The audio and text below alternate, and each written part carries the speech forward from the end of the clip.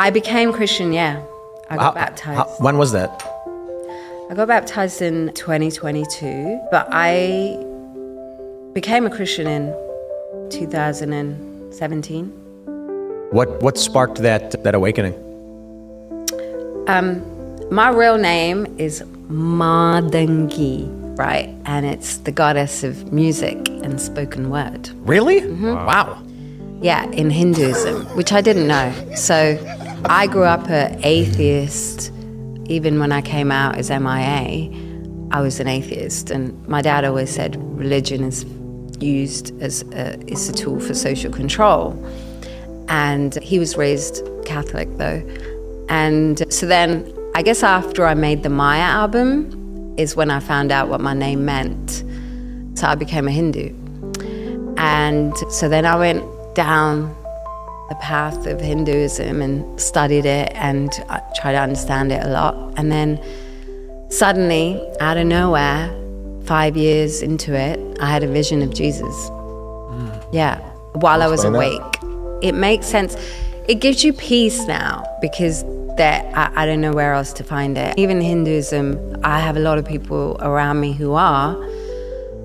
It's chaotic and therapy doesn't have the answer. Science doesn't really have the answer. And science is a study to me, but it's not the answer. And I was very judgmental. My mum was a Christian for is. And I was very judgmental and always felt like I'm an intellectual and I looked down at Christians as something like naive people followed because they had nothing else. Yep. But I don't think that anymore. Wow. Yeah. All right. What do y'all think about that? That's powerful. Did y'all know about? You knew about this already? I knew she got saved, but I didn't know her name was a Hindu guy. Yeah, that's crazy. Y'all gotta know what y'all naming y'all children, people, before you say their name. Wow. But it's an awesome testimony, though. I agree with what VC saying. It was a beautiful testimony of God showing up. Yeah. And my only thing about her is sometimes she does get very deep into conspiracy theories. Yeah. Mm-hmm. So my prayer is that she would stand on the word. You know what I mean? And really because when you live by conspiracies, them joints. Yeah, I'm saying that from experience. Conspiracy J. Yeah. I had to stop, bro. I had to step back and be like, okay, what is the Bible? A lot of stuff always in my life for some stuff brings me back to that. And this is why I always like Triple E.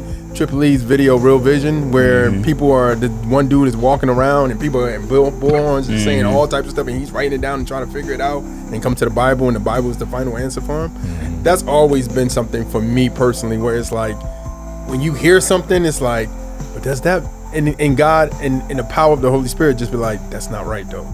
You know what I mean? Like, and it makes me go study, you know what I mean, in search and stuff. What this brought up to my mind was that whole fear that you have or that question that comes up of, well, I know about God, but what about the people in this country or that country where their main religion is something else? Yeah. What's going to happen to them? And the assurance I always felt is that Jesus knows how to get to his people, right? Yeah. Mm-hmm. And the fact that he can give you a vision, he can appear just like he appeared to Paul. Yeah. It's like somebody that was the furthest away from God possible, right? Yeah. Killing Christians, right? Yeah. He can appear to him. He's gonna find his people, right? Yeah. Yeah. So that gave me comfort that something like this can happen.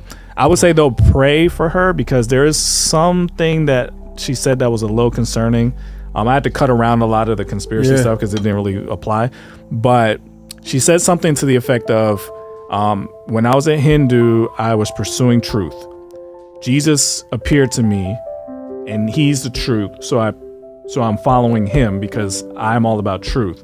And, there may be another truth later. And I was like, oh, shoot. So just pray. But that's why I'm saying get in that Bible. Yeah.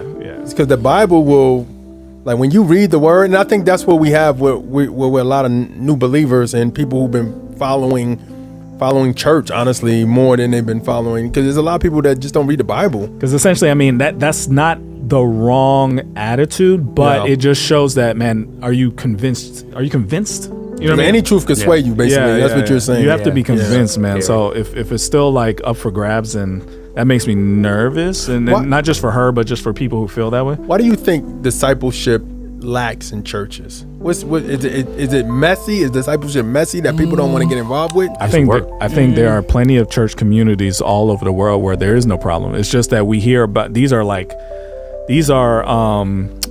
edge cases, right? This person is super famous. This person is super famous. This person goes to this mega church. That's not the norm. There's millions of small communities where this is happening naturally. Yeah, but discipleship seems like I keep hearing that word, like the church need to disciple, and I'm like, what's the do people don't want? And that's another thing too. You can't go across the water if you don't want the water. You know what I'm saying? Is that the person got to say, yeah, I want to be discipled, or do you think churches are not just offering discipleship? Because small groups is good, but it's not like hard old school discipleship. You know what I mean? I think discipleship costs.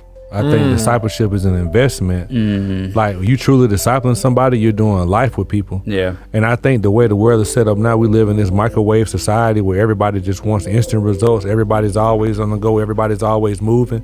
You got to have patience with discipleship. Yeah. Because when you spend time with somebody, you may not see them develop or their relationship with God get to a certain place in a certain time frame that you feel like it should get there. So are you going to continue to stick in there with that person and be patient through the highs and the lows? Yeah. Sometimes they may backtrack, you know what I'm saying? Like, sometimes a struggling believer can look like an unbeliever, you know what I'm saying? So you go through ugly processes with people when you talk about discipleship. And so we in a culture where people ask you how you doing in church, they really don't want to know. They just ask you that because it's just the thing to say at church. Yeah. So if we have that kind of culture, who's really going to sit back and call somebody weekly and check on them, going to sit down and have lunch with them, go have dinner with them, take them over here to the game, go over here and spend time with them, go to the school when they're having programs. Like, you really invested. And I think that's what it is. It's like people want an instant faith. Like, you should be healed by now. You should be delivered by now. You should have it figured out. And when you don't do that, people get impatient. Yeah, frustrated. Not true. But I always feel like this, and I know we move on. I always feel like it's more easy. I feel like churches seem like it's more easier to disciple youth than it is to disciple adults. Which is interesting to me. That's just crazy. I don't know. It's you know how I don't remember who told me this, but it didn't even apply to Christian stuff. But you know, children have that childlike faith that Jesus was talking about. Now, what the person that was talking to me related it to when you have to pull a tooth, right? Yeah. When you're a child, your teeth are very soft. It's easy to get them in and out. But when you're an adult, they're solid, right? Yeah. So a lot of these people, they're so set in ways that discipling somebody is a challenge because you got to uproot a lot of stuff, right? They have a stern base of what they believe is true that has to be taken all the way down. So that's why it's easier, because a kid doesn't really have a lot of history to go back on. They absorb whatever you tell them. But as soon as they start getting their own opinions and start seeing the world and this and that, now they think what they think.